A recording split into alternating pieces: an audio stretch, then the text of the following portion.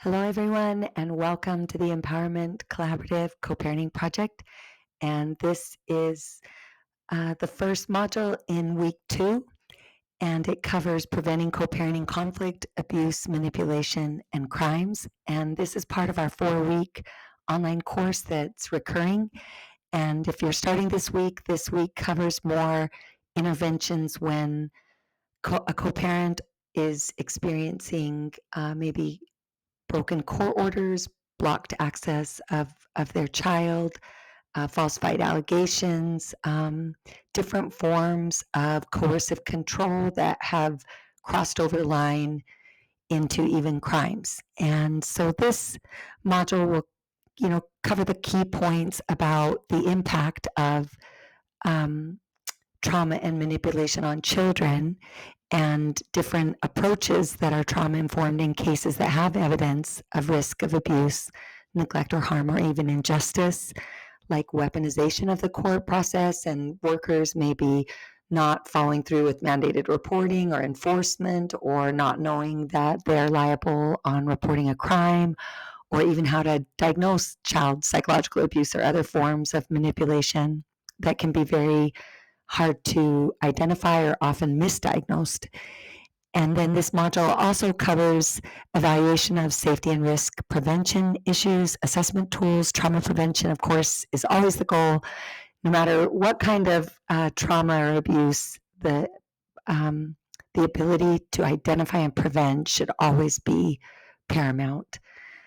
And then looking at negative co-parenting behaviors that are associated with parental alienation, and again, other forms of manipulation, financial abuse. It could be domestic violence by proxy, different forms of using the children and often extending some of the behaviors that were going on in the divorce that probably caused the divorce. And if they're not resolved at the time of divorce, which most aren't, then when children are involved, they can often get passed down, or the children can kind of be pawns or an extension in the abuse pattern. So it's very important to get specialists.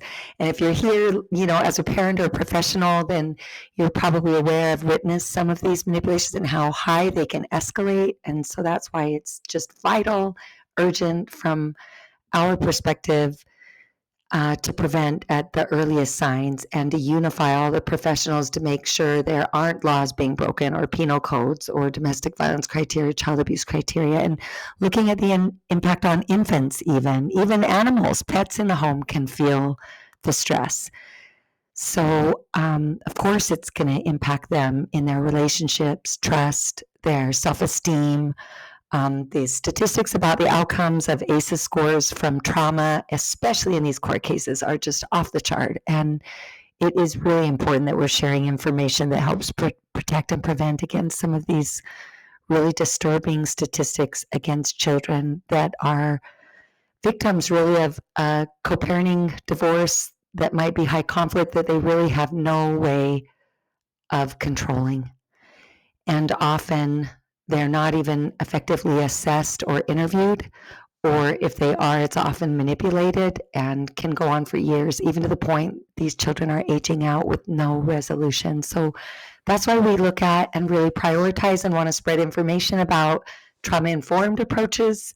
They're transparent, there's accountability, we use team meetings, we recommend evidence-based assessments, we definitely follow psychological recommendations of attachment theory, which really emphasize frequent contact of both safe and healthy parents, and making sure there's no unresolved trauma or manipulation that's going to get passed down even in generations until someone stands up. And that's what we're doing, and that's what you're doing, and that's why you're here. So we just congratulate you and all of the parents who are standing up to change the systems that are happening in the court that are allowing weaponization. If a falsified allegation is not stopped, essentially that abuser who's committing fraud and crimes against a child and potentially kidnapping, custodial interference, if they're not stopped, then they have really the power of the whole police force of that state or of child protective services if they're able to take a child on lies. So that needs to be stopped. And as professionals, we need to stand up and make sure that victims are protected from different forms of identifiable crimes and manipulation. We can see it now. We can see it often at the time of divorce if someone's hiding accounts, if they're committing any forms of domestic violence, coercive control, leading a double life, having passwords or assets, manipulating the schedule, or smearing the other person's work, or making unsubstantiated abuse claims that prolong the court, etc. All of these, and it's kind of been termed the silver bullet. And I think it came out of, honestly, the legal piece of the puzzle, and created weapons through delay tactics and falsified protective orders that I've even seen videos that attorneys were training on to win your case. And you have to think about that. In court, what is a win? And how is, the American bar qualifying a win? And what does a win mean to the child if you're in a win-loss structure? And that's the mission of the Empowerment Co-Parenting Project, is to try to help create tools and resources to get out of litigation. If you're in a win-loss structure, someone's going to lose. And often it's a pendulum that just goes back and forth in this horrific battle and holy war of parents with their children at stake, and no professionals helping with solutions. And assessments are really where the abuse stops, in our opinion. And we've created a trauma-informed assessment for participants in our program, but there's also these other awesome assessments that look at the quality of the parent-child relationship and any potential for parental alienation. And we've also got our workbook that goes along with the book called the Empowerment Collaborative Co-Parenting Project. And then the workbook has these printables that help you look at action steps. And so we want participants to ask yourself, what assessment safety tools could I use in my case? Am I potentially a victim of psychological abuse, financial abuse, litigation abuse? Are my children at risk of child abuse or parental alienation? And am I at risk of my co-parent taking my children someday or setting me up? And it's important to be very aware if you can prevent that and take steps to stop it before it happens. Once a child is psychologically split and siding with potentially an abuser, someone who's falsified allegations, it can take years to unravel. So looking at action steps and testing your knowledge, and then starting to do some of these assessments. They can be found online, and they're in our program materials. The 5-factor model is very well respected by Dr. Burnett, and he is working tirelessly to get parental alienation put into the DSM as a diagnosable disorder. It does follow under other penal codes like custodial interference, child kidnapping, parental abduction. Also, it overlaps with some crimes in some cases of slander, libel, intent to cause harm, intent to harm a vulnerable adult, falsifying government, school, or medical documents. So, and civil stalking, of course, there can be lots of penal codes and crimes, but this helps look at the patterns with the child on assessing the psychological part of alienation abuse. And the second factor is really important to look at. Was there a previous positive relationship? That is an essential part of his diagnostic criteria, and for obvious reasons. And then Gardner's 8 symptoms and the 17 parental alienation strategies. And that is the chapter 6 of our workbook. And next, the next one of this week, the next module will focus on successful co-parenting skills, strategies, and preventative structures. And that's where we'll start to go into creating a customized, tailored parenting plan proposal and safety plan proposal, and being able to look at how to reach out to a co-parent in a high conflict divorce or court case and say, hey, I would like to start some of these agreements.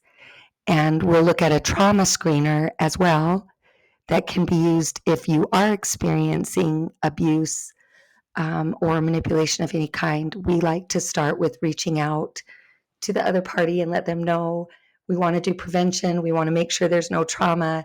We're looking at screeners and assessments. Some of these issues have flagged. We would recommend, some different options that would help prevent that immediately, like a co-parenting mediative trauma-informed specialist, a trauma-informed family therapy specialist, and then looking at what needs to happen in the court case if there is one that organizes it right away and looks at some of these key points to prevent trauma. So if you do have a case where you're working with people that have active high conflict cases, this week 2 of our module is really about getting organized, looking at the penal codes, the laws, the abuse criteria, child abuse criteria, knowing them for your state, and then being able to write that in your case in a very simple, straightforward narrative about what happened. How did we get here? What were the problems that caused this? Who did them? Who's responsible? And how can this be repaired?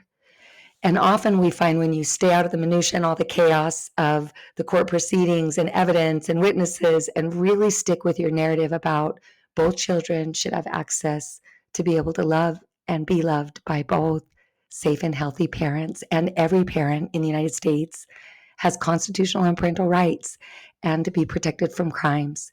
And so we often find parents who are victims of manipulation, crimes, and some of these very sad statistics that are showing trauma symptoms in their children, like contact refusal, depression, anxiety, behavior problems, that you have a right to say, I want an emergency hearing or I want an ex parte.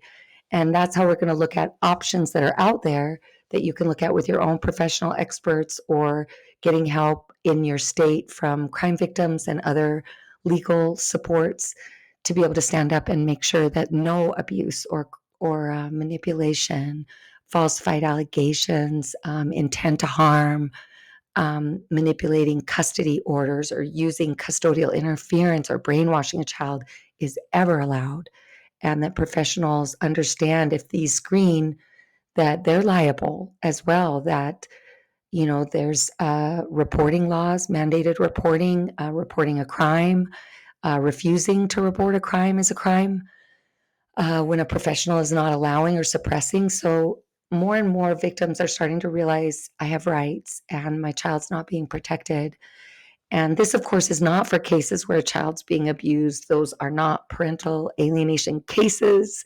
There's absolutely no overlap. In fact, in parental alienation cases, the abuser is the one who's manipulating the child to take the child from a safe, loving, dedicated parent. And abuse cases need interventions and assessments equally. And these assessments are for that very purpose, to identify what is the form of abuse, what happened, is it treatable, and certainly never weaponized. So a lot of the assessments end up never going to the point of being able to use assessment tools and looking at prevention. They just stay in chronic conflict in the family court systems. And that's why we're dedicated to some of these principles and helping clients be able to use them, stand up, look at domestic violence, assessments, power imbalances, and establishing boundaries right away that protect victims and children.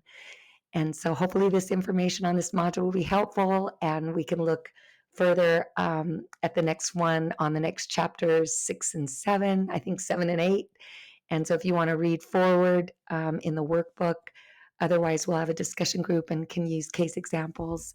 And we hope you stay strong out there. It can be unbelievably overwhelming to find yourself in a family law case. So always work on your parental resume this week, looking at your court order, making sure you're following everything, getting very organized about your narrative, just a very basic supporting statement or declaration letter, and then looking at some of our mental health assessments and some of the hybrid coordination with the legal forms to help stand up if your case does have a crime, abuse, or harm, intent to harm you.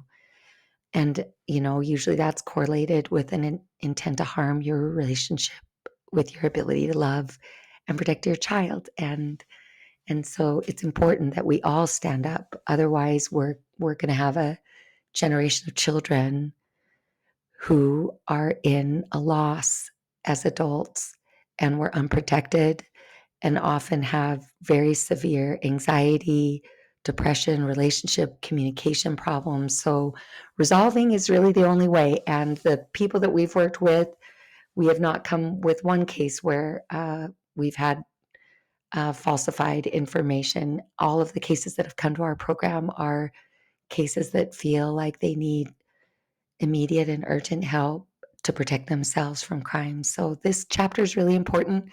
And again, looking at your state penal codes can help you look at, all different kinds of laws and being able to say, no, this isn't just unhappy parents or I didn't get my way. This is somebody completely abducting, blocking access, falsifying, making an unfair, unjust war.